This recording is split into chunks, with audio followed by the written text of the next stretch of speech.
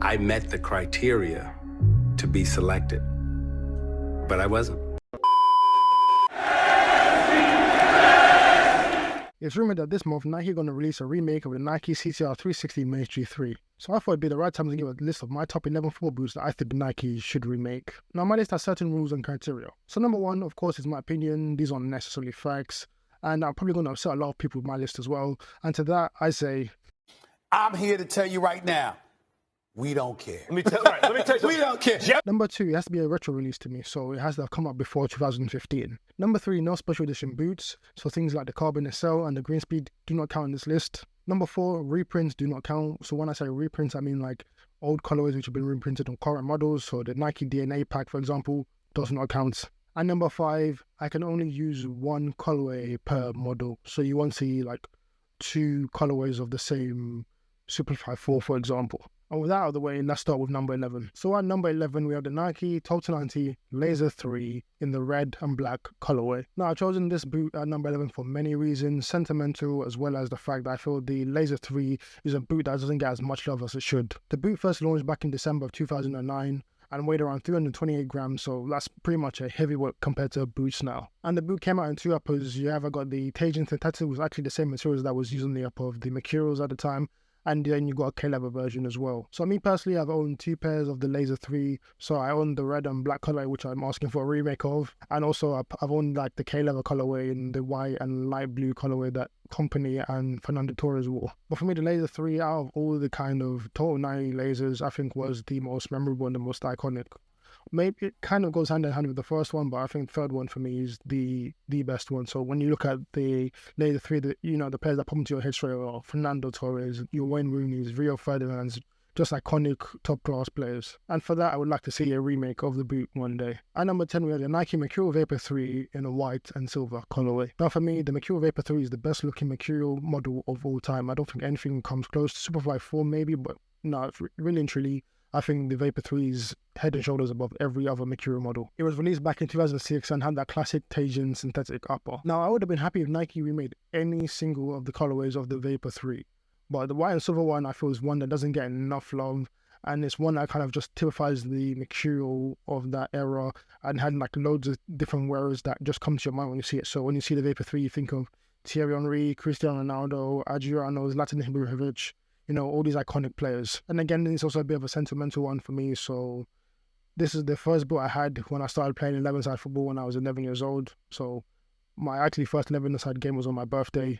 I scored twice. So yeah, that boot and that color will always be special to me. At number 9, we have the Nike CTR360 Maestri II in the red, white, and black colorways. Now this for me is probably the best colorway, one of the best colorways Nike have ever released before, and just probably one of the most iconic of the CTR360 series. So when I see this boot, I think of that iconic kind of kit boot combo for Arsenal with Fabregas, Wilshere, and Alex Song, home midfield wearing the same kind of boots.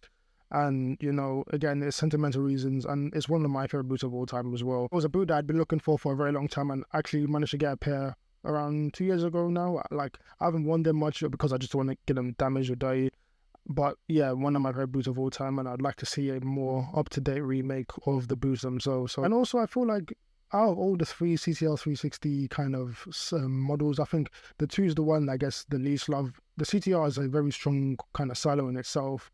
Shouldn't have been discontinued in my opinion, but like I think the 2 is one that should get a lot more love. Like that period of time as well with the 2, you had, like I said, Fabregas, Wilshere, Busquets, Iniesta, that kind of, the branding was very strong for the boot with the players that wore it. So yeah, I think that boot needs to be brought back expeditiously. And number 8, we have one of the most important Mercurials of all time in the Nike Mercurial Vapor 4 in this orange and black launch colorway. And the Vapor 4 is a very significant Mercurial, and I've probably made a video on why it is, and I'm going to just list them now. So number 1, I think this was the Mercurial that kind of transitioned the face of Nike football from the Brazilian Ronaldo to Cristiano Ronaldo. Number 2, this was like the kind of blueprint for all their future Mercurials in terms of like the design with the big swoosh and the fact that you had a model above the normal Vapor with the SL and then later with the Superflies. Yeah, so for me, it's a very significant Mercurial model. Also, it came out with one of the most iconic ads of all time where you had Cristiano Ronaldo racing the Bugatti and winning. And to me, that's probably one of the best ways to market a speed boot. Now, for this one, it was actually a close call. So it was either going to be the orange and black one, or it could have been the red and gold one. So I own 2 takedown models of both boots when I was a kid. So again, a little bit of sentimental value, but yeah, I think those, especially the orange one, is probably one of the most iconic ones as well. Not just because of like the marketing around the boot and the fact that Cristiano became like the face of Nike. If you think back to some of the most iconic Cristiano Ronaldo goals, you think of the free kick against Portsmouth, what boots was he wearing? These ones. So yeah, another reason why I think I would like to see this boot remade. At number 7, we have another Mercurial, and this time it's Nike Mercurial Vapor 2. Now the Vapor 2 is another Mercurial I feel doesn't get a lot of love, and I'm picking the gold and black R9 signature colorway. Now the Vapor 2 is another Mercurial which I feel is often overlooked as well. In terms of like looks, it's very sleek, very similar to the first model of the Mercurial. And, you know, again, it has a lot of iconic wearers. So, again, you think of Thierry Henry, you think of Ronaldo, of course, as well back then. But the reason I've gone for the gold and black colorway, again, I think it's one of those, like, just in-your-face kind of colorways. The R9 colorways of that kind of era just kind of stuck out a bit more. And, again, the gold and black colorway was won by the likes of Ronaldo, of course, Cristiano Ronaldo, especially during the Euros as well, when he kind of made his, like, mark on the international stage. And as well as Adriano as well, he wore the gold and black R9 Mercurials. And number 6, we have the Nike Tiempo Legend 4 in the white and red colorway. Now for me, the Tiempo 4 is probably the best model of the Tiempo of all time. In terms of fit, comfort, it just had everything. And a lot of players, like in most recent times as well, they'll actually get their normal outsole switched out for the Tiempo 4 outsole as well. It just shows you how good the boot was, like, for it to be tooling still be used in today's game. Because it had that legendary kangaroo leather, which is iconic for the Tiempo line. I think it was also the first Tiempo without a tongue as well. So, you know, it kind of stood out a bit more in the market when you first see a Tiempo and you see it doesn't have a tongue. At number 5, we have the Nike Mercurial Vapor 8 in the white and pink Euro 2012 Clash collection colorway. Now, not only is the Mercurial Vapor 8 the best Mercurial model of all time to me, this colorway is probably one of the most iconic Mercurial colorways of all time. Now, when I see this boot, especially this colorway, the first thing that comes into my mind is Ronaldo's goal against the Netherlands. I don't know why, but it's just that goal. Now, I own the launch colorway of the Vapor 8 in the orange and black, but the Clash Collection colorway was a bit different in terms of like the texture of the upper. Both of them used Tajin synthetic, but the finish on the colorway for the launch was like kind of suede like that, stained very easily. So later down the line, Nike changed it to like more like leather feel, and it was a huge improvement as well. So the Vapor 8 came out in 2011, and like most Mercurials, it had that Tajin synthetic upper. This one, differently, it had a complete exposed, I want to say, glass fiber sole plate. And, you know, the boot in hand was extremely light. And I did athletics at school, and this probably the Mercurial that felt most like an athletic shoe. So like it, not only did it look fast, it felt fast as well. At number 4, the Nike CTR360 Maestri III in the red and black launch colorway. Now, this is probably the most iconic CTR colorway and boot of all time, and probably one of Nike's most important and innovative boots of the time as well. And maybe not just of the time, of all time anyway. So this boot saw the launch of a completely new silo for Nike. Before, and we'd been used to like the Mercurial, Tiempo, and Total 90, but a 4th model with the CTR was something that was, you know, just took the market by storm.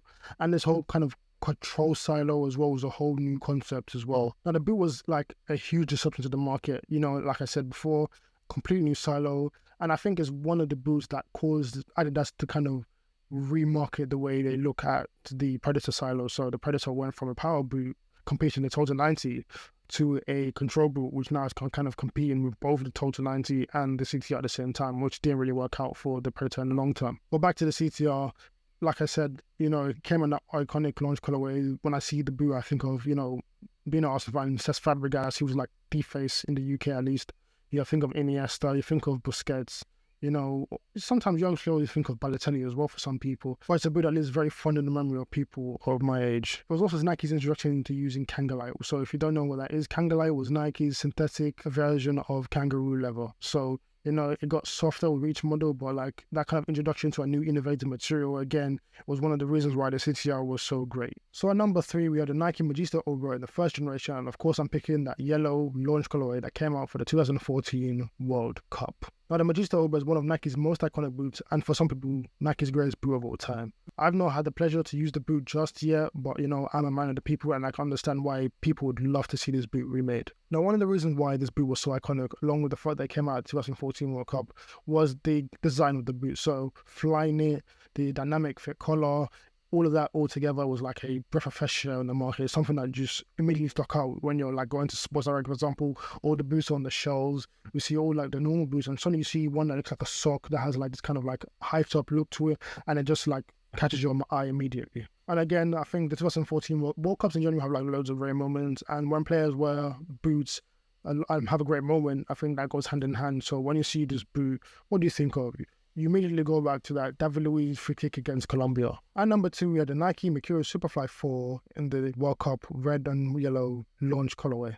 Now, this Superfly 4 is iconic for many of the similar reasons why the Magista is iconic as well. Immediately when you see this boot, you think of all Nike's World Cup ads, you know, the risk everything, the last game, all of those pop into your head straight away when you see this colorway. And of course, the players that come to mind, of course, are Cristiano Ronaldo, and another one was Ribery and Alexis Sanchez for some reason as well for me. Now, the Superfly 4, in my opinion, don't kill me, is somewhat a bit overhyped. You need to leave! Mainly because of the marketing around the 2014 World Cup and how iconic it was. For me, I think all the models of the Mercurial up to the 14 are just like improved versions of that Mercurial Superfly 4. But, you know, nonetheless, it's still a very iconic boot.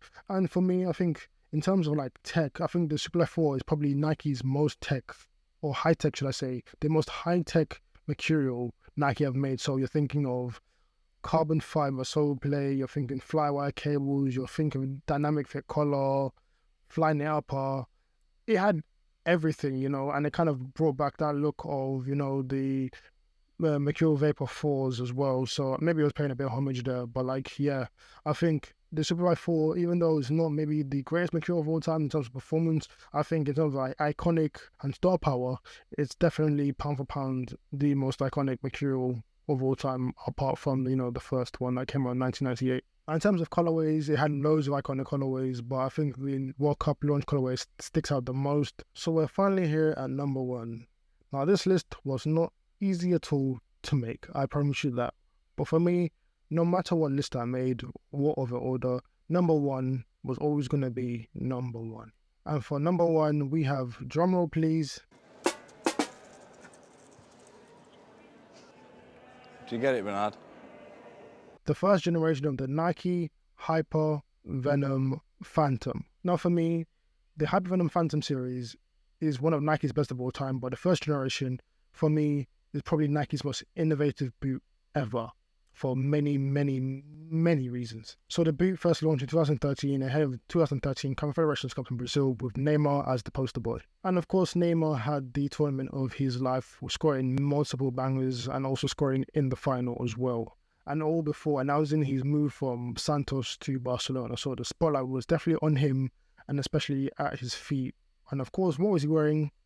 The Hyper Venom Phantoms. Now, in terms of colorways, it has to be the orange and black launch colorway. I don't think any other colorway of the first generation Hyper Venom comes close. Maybe the 2014 World Cup one, but no, for me, it has to be the launch colorway.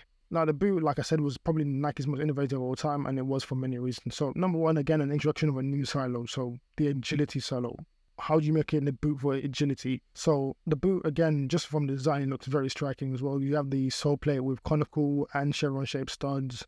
You have the kind of split toe area where it's kind of, you know, it's supposed to be more flexible, as well as still offering good amount of responsiveness.